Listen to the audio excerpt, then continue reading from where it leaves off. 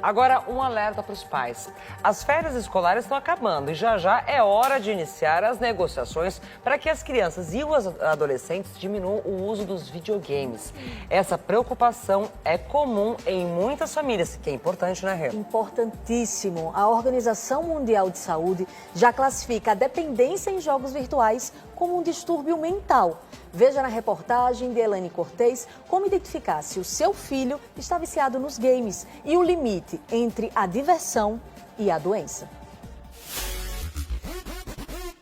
A pergunta é: quem está no controle de quem? A briga hoje é com o videogame, porque não é 100%, é tempo integral.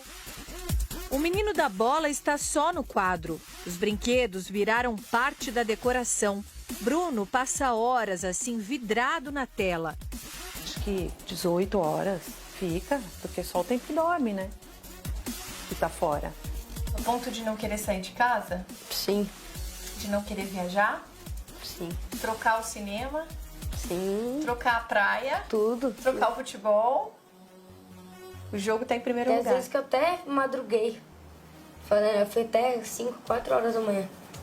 Tô jogando.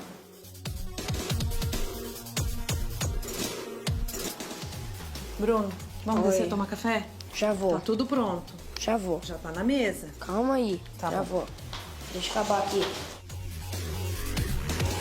Nas férias é mais complicado ainda, né? Porque a gente fica em casa, então acorda, vai pro videogame que muitas vezes eu nem vejo. Aí quando eu vejo que acordou, já escovou os dentes, não. E aí é uma guerra para ir. Tomar café também, só chamando. Do primeiro ao último minuto do dia, Bruno no videogame, Cauê no notebook e os dois nos jogos online. Eu me sinto impotente, sim. A gente fala às vezes, né, poxa, mas pai não tem controle sobre filho, é uma coisa que a gente sempre fala quando a gente não é mãe, né? Imagina, filho meu, mas é difícil. Boa. Cauê, Não dá agora, calma aí. Venha Não almoçar. dá agora, calma aí, já vou. primeira vez que tô chamando, hein? Esta é a resenha das férias de muitas crianças e adolescentes. As meninas não são tanto, né? Elas não têm esse apego, esse apelo, né, no videogame. Mas os que têm meninos, os pais de meninos, só muda de endereço. Os irmãos só param sob ameaça. Cara, não dá. É a última vez, Tá hein? acabando, eu Tá? juro pra você, velho. Juro pra você. Quando comem, é sempre com pressa. Devagar, come devagar. Voltei. Não, só tomar café, só. Eu pego xingando, falando palavrão que não fala normalmente. E no jogo, sim, porque está online com outras pessoas que falam. Então acaba falando. Do lado. Foram quase 2 meses de férias desse jeito.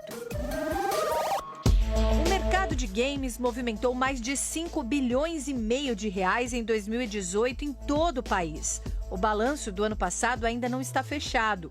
São quase 80 milhões de jogadores. 83% deles consomem principalmente os jogos online. Diariamente, mais de 200 milhões de jogadores acessam a internet em busca de dicas, vídeos e transmissões de games.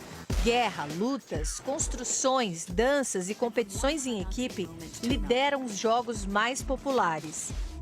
Um mercado que não enfrenta crise, principalmente quando falamos nos esportes eletrônicos, também chamados de e-sports, no nível mais profissional, com competições presenciais que lotam arquibancadas pelo mundo. As equipes formadas por verdadeiros atletas recebem investimentos bilionários e um jogador bem-sucedido pode ganhar milhões de dólares. Os jogos online ganham adeptos e fãs brasileiros cada vez mais precoces. E o que você sente quando você sai do jogo?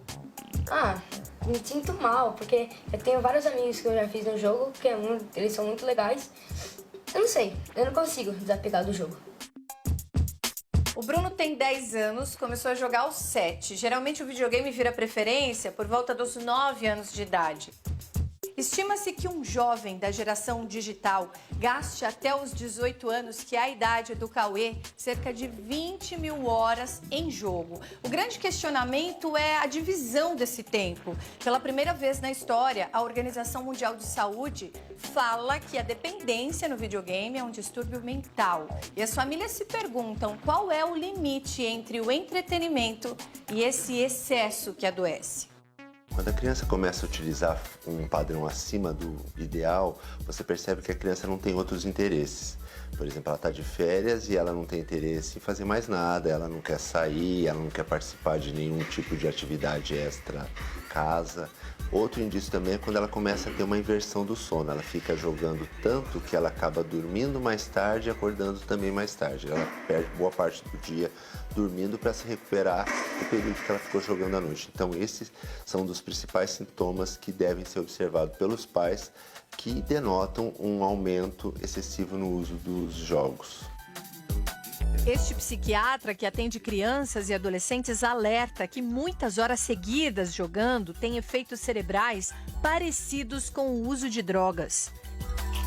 É parecido com o que acontece quando a criança ou adolescente, por exemplo, se torna adicto de uma substância. Porque os efeitos no cérebro são muito parecidos.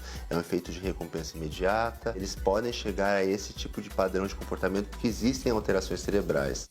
Isolamento social, ansiedade, dificuldade de concentração, perda cognitiva e muitos outros problemas de saúde são consequências da superexposição aos jogos eletrônicos. O que ele deixa de fazer?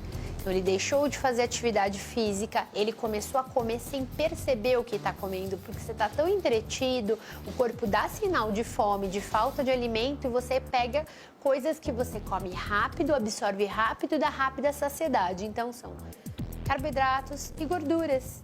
Sem perceber, você acaba ingerindo excessos e acumulando peso. A gente sabe que para ter uma boa qualidade de vida, a gente pede de 7 a 8 horas de sono.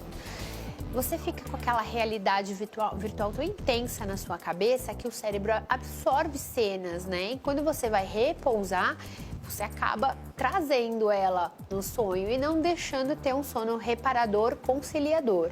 Se eu não tenho esse período de repouso necessário para a saúde do coração, você fica estimulando as 24 horas do seu dia o teu corpo a estar em alerta, elevando pressão e elevando a frequência cardíaca. Com a volta às aulas, eles terão que acordar 5h30 da manhã e dormir antes das 10 da noite. Isso é difícil, né? Porque eu tô dormindo só de madrugada agora. Tem uma certa dificuldade para eu conseguir limitar e fazer com que ele estude em véspera de prova, em tudo. Eu tiro o videogame, mas fica aquela briga. É importante que os pais comecem a estabelecer regras de uso antes das aulas começarem, não deixar para o último dia, porque senão vai ser um problema muito grande. Então, por exemplo, uma semana, 10 dias antes de começar as aulas, reduzir, por exemplo, para um período do dia, estabelecendo outra atividade para a criança desenvolver fora das telas. A ideia é que o videogame entre em férias nos próximos dias. Passar essa transição de novo das férias para a faculdade, acho que é de boa. Acho que é tranquilinho para mim, um pouco.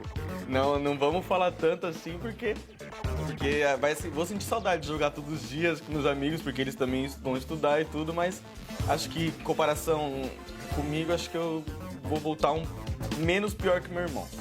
Tem às vezes que eu choro quando eu tô sem jogo. Porque eu já falei pra minha mãe, conversei com ela, que durante as aulas, pra ela tirar o videogame de mim, porque eu tô muito apegado. Quando vai voltar às aulas, eu tenho que me concentrar na lição de casa, estudar. Entender que é game over. Essa será, sem dúvida, a luta mais difícil para eles.